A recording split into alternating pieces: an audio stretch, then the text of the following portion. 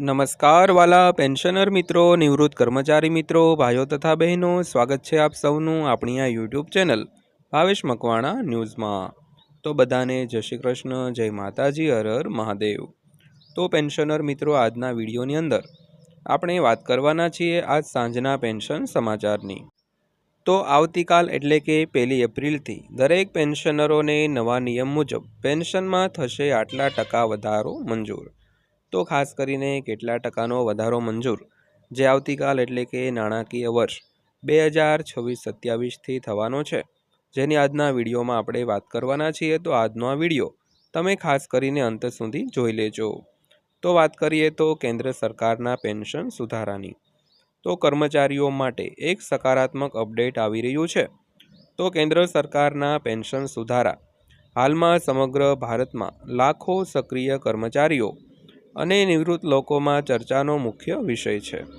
તો નિવૃત્તિ લાભોના લેન્ડસ્કેપમાં ઝડપથી ફેરફાર થઈ રહ્યો છે, તેથી તમારી માહિતી નાણાકીય વર્ષ માટે જે નાણાકીય સુરક્ષા માટે અપડેટ રહેવું ખૂબ જ મહત્વપૂર્ણ છે।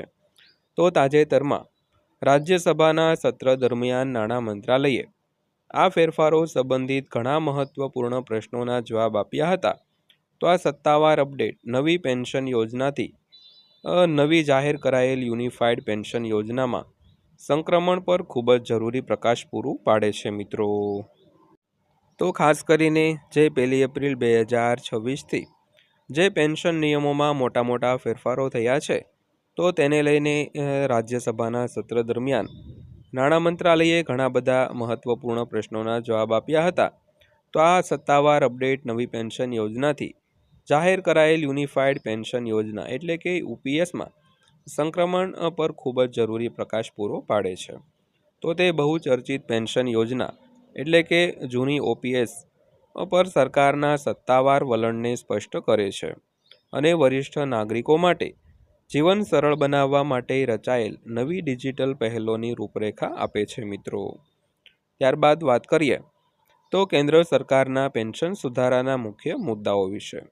તો કેન્દ્ર સરકારના પેન્શન સુધારાઓની સફરમાં છેલ્લા 2 દાયકામાં નોંધપાત્ર સીમાચિહ્નો જોવા મળ્યા છે। તો વર્ષોથી જૂની પેન્શન યોજના ગેરંટીકૃત સલામતી જાળ પૂરી પાડતી હતી, પરંતુ 2004માં યોગદાન આધારિત એનપીએસ તરફના પરિવર્તનથી તે ગતિશીલતા સંપૂર્ણપણે બદલાઈ ગઈ છે। તો ઘણા સરકારી કર્મચારીઓએ એનપીએસના બજાર સંલગ્ન સ્વભાવ અંગે વાસ્તવિક ચિંતાઓ વ્યક્ત કરી હતી।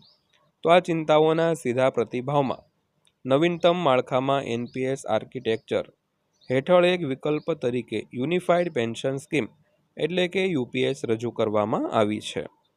તો આ હાઇબ્રિડ અભિગમનો ઉદ્દેશ નિવૃત્તિ પછી જે નિર્ધારિત લાભો છે તે પૂરા પાડવાનો છે, જે કર્મચારીઓની અપેક્ષાઓ અને સરકારની નાણાકીય જવાબદારીઓ વચ્ચેના અંતરને અસરકારક રીતે દૂર કરે છે મિત્રો। તો ત્યારબાદ વાત કરીએ તો કેન્દ્ર સરકારના પેન્શન સુધારામાં ડિજિટલાઇઝેશન વિશે। તો વધુમાં ટેકનોલોજીકલ એકીકરણ માટે મોટા પાયે દબાણ એ સુનિશ્ચિત કરે છે કે કેન્દ્ર સરકારના આ પેન્શન સુધારાઓનું વહીવટ સરળ અને વપરાશકર્તા માટે મૈત્રીપૂર્ણ બને। તો ભવિષ્ય સોફ્ટવેર અને ડિજિટલ લાઈફ સર્ટિફિકેટ એટલે કે ડીએલસીની રજૂઆત એ સુનિશ્ચિત કરે છે કે નિવૃત્ત લોકોને હવે બિનજરૂરી અમલદારશાહી નો અવરોધોનો સામનો કરવો નહીં પડે। તો એકમ ઉપાડ અને સ્વચાલિત વાર્ષિકી પ્રક્રિયાનું ડિજિટલ ઉત્પાદન એટલે કે નિવૃત્ત લોકો તેમના પોતાના ઘરના આરામથી તેમના ભંડોળનું સુરક્ષિત રીતે સંચાલન કરી શકે છે મિત્રો। તો મિત્રો, આ તે આજની માહિતી જે દરેક પેન્શનરો માટે જાણવી ખૂબ જ જરૂરી હતી।